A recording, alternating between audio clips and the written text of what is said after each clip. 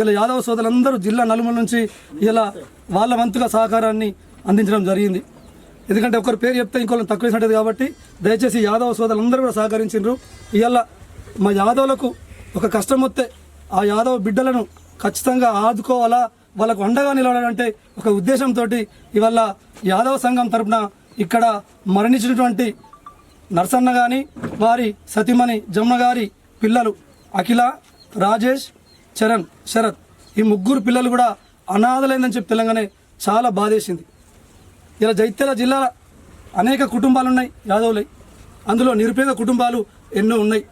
కొద్దిగా ఆర్థికంగా భావనలో కాకుండా నిరుపేదైనటువంటి ప్రతి యాదవ కుటుంబాన్ని ఇలా ఆదుకోవాలనే ఒక లక్ష్యంతో ఇవాళ జిల్లాలో ఉన్నటువంటి సోదరులందరితో మాట్లాడడంతో తలా వంతుగా తమ వంతుగా 2,000 రూపాయలు, 1,000 రూపాయలు, 500 తోచిన విధంగా వాళ్ళందరూ కూడా చందాలు ఇవ్వడం జరిగింది. ఇవాళ 86,051 రూపాయని ఇవాళ బాధిత కుటుంబానికి మా యాదవులందరి సహకారంతో ఇలా అందించడం జరిగింది. మరి ఇవాళ ఇదే విధంగా తీసుకుంటే జైత్యాల జిల్లాల కొర్ట్ల మండలం పైడిమడు గ్రామంలో కూడా ఇదే పరిస్థితి నెలకొన్నది. అక్కడ మేకల ఆసన్న యాదవ్ అని ఒక వికలాంగుడు ఉండే, అతను చనిపోవడంతో వాళ్ళ కుటుంబం ఇలా రోడ్డున పడే పరిస్థితి వచ్చింది. ఇలా అక్కడ గ్రామంలో వాళ్ళకు చిన్న పెంకుటిలు తప్ప ఏం లేదు. ఇళ్ళ పరిస్థితి సేమ్. అక్కడ కూడా ఒక బిడ్డ, 2 కొడుకులు. వీళ్ళు అక్కడ కూడా ఈ యాదవ్ని ఆదుకునే ఉద్దేశంతో ఆనాడు కూడా ఇదే సోదరులందరితో మాట్లాడితే ఇలా 85,221 రూపాయి అక్కడ మేకలాసిన కుటుంబానికి అందించి ఇలా యాదవ సోదరికి ఎవరి కష్టం ఉన్నా ఆపదలో ఉన్న ప్రతి యాదవ కుటుంబాన్ని ఇలా మేము ఆదుకుంటామని చెప్పి అక్కడ అండగా నిలిచినాం.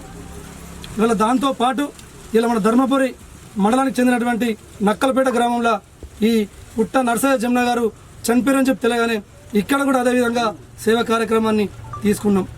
ఇలా జైత్యాల జిల్లాలో అదేవిధంగా వారి సతీమణి పుట్ట జమున గారు ఇటీవల 30 తారీఖు రోజున చనిపోయారని చెప్పి దమ్మనపేట గ్రామానికి చెందినటువంటి తమ్ముడు భూమేష్ నాకు ఒక మాట చెప్పగానే మరి వాళ్ళ పరిస్థితిని నేను తెలుసుకొని ఇలా ఈ యాదవ్ కుటుంబానికి తప్పకుండా అండగా ఉండాలన్నటువంటి ఒక ఉద్దేశంతో ఇలా జైత్యాల జిల్లాలో ఉన్నటువంటి యాదవ సోదరులందరూ కూడా ఇవాళ నేను ఫోన్ చేసి తెలియజేస్తూ ఉన్నాం.